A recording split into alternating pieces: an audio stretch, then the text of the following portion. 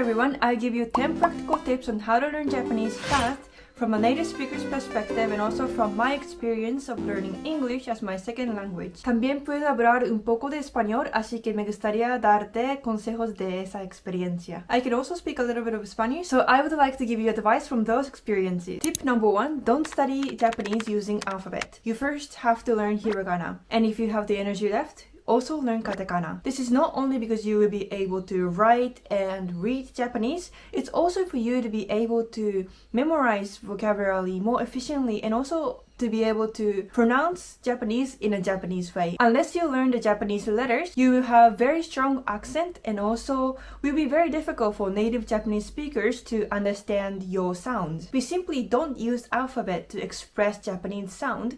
Therefore, not all the Japanese sounds can be converted correctly into alphabets. It will be a very hard first step in learning Japanese, but I promise that it will be worth it because it will help you with the further steps. Tip number 2, don't spend too much time writing kanji. Yes, I told you to learn hiragana and katakana, but kanji is a little bit different. I personally believe that unless you're studying for exams, kanji is not the priority when studying Japanese to be able to speak it and to be able to use it in daily conversations. I do believe that being able to read kanji and to recognize them will be helpful for you because you will see kanji, everything written in kanji everywhere in Japan, but that does not necessarily mean that you need to be able to write them correctly 100%. I myself don't really write them on daily basis because I just type kanji every day. So for you to be able to type kanji on your phone or on your laptop, you just need to know the sound of the kanji and to know how you read them. I just recommend you to study kanji and to be able to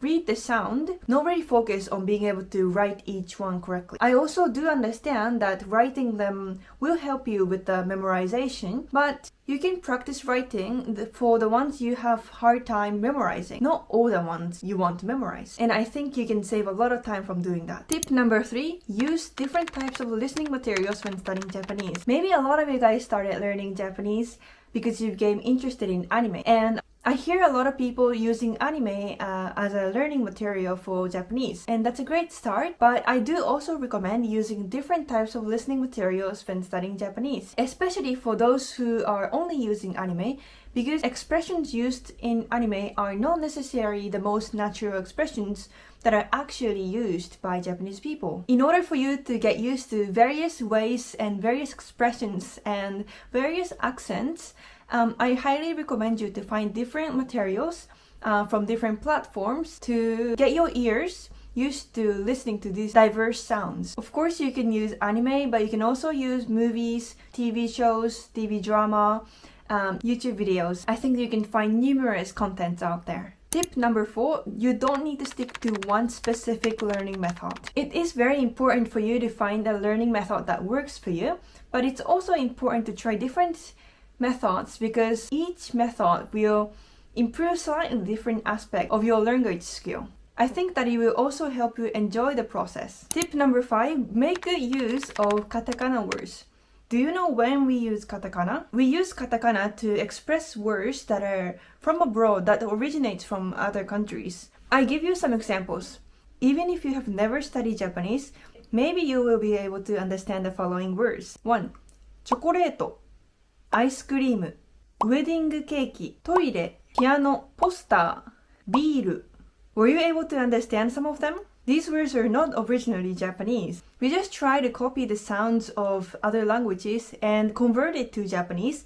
And when converting it to Japanese and writing it out, we use katakana. At first, you probably think that the sounds are completely different from the original words. For example, チョコレート and chocolate. But once you get used to hearing these sounds, it will be easy for you to know what the original word is in English. When trying to convert the katakana words back into English, for example, for chocolate, チョコレート, you want to pay attention to the end part of the word. For example, チョコレート. We usually make this last bit a little bit funny. We mainly change the last part to make it sound a bit more Japanese. チョコレート, ウェディングケーキ. So you want to pay attention to the end part and then change it back, convert it back to English. And then that will help you guess the English original words. Tip number 6, learn the nuances by paying attention to how one expression is used in different settings, different situations, and different contexts. There are so many nuances in Japanese that don't really exist in English. Sometimes I find it difficult to express what I would express in Japanese in English and other way around. I find it easier to express more directly in English and easier to express more ambiguously in Japanese. So there are clearly a difference in the way we express different things. In order for you to learn the nuances and the meanings, you want to learn the different expressions in different contexts and different situations. The more you encounter the expression in different contexts, the easier it gets for you to truly understand how each expression is used in different settings. Tip number 7, find a native speaker to practice speaking Japanese with. And you can do this anywhere in the world without coming to Japan.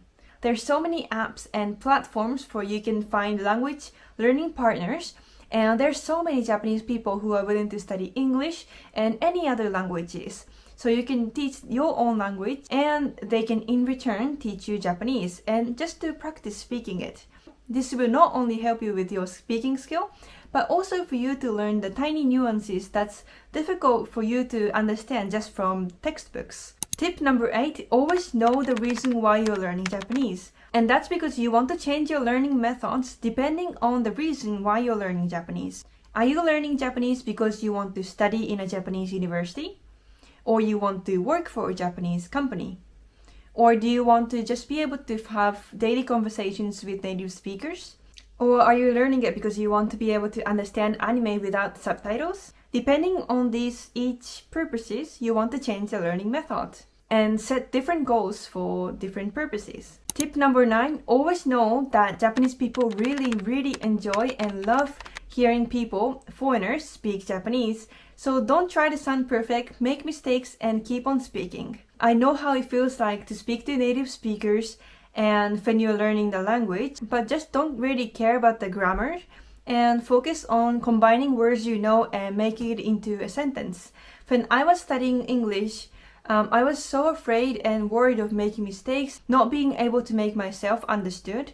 I was so quiet and speaking in such quiet voice that I wasn't able to make myself heard. I wasn't able to make myself understood, and it wasn't necessarily because I was saying things wrong, but it was more so because I was too quiet to be even heard in the first place. You tend to speak a bit more quietly when you're scared or afraid without really realizing it, but that will make it difficult for the other person to understand. And so please stay confident and speak out the words you know, loud and clear, and for the rest, the other person will help you.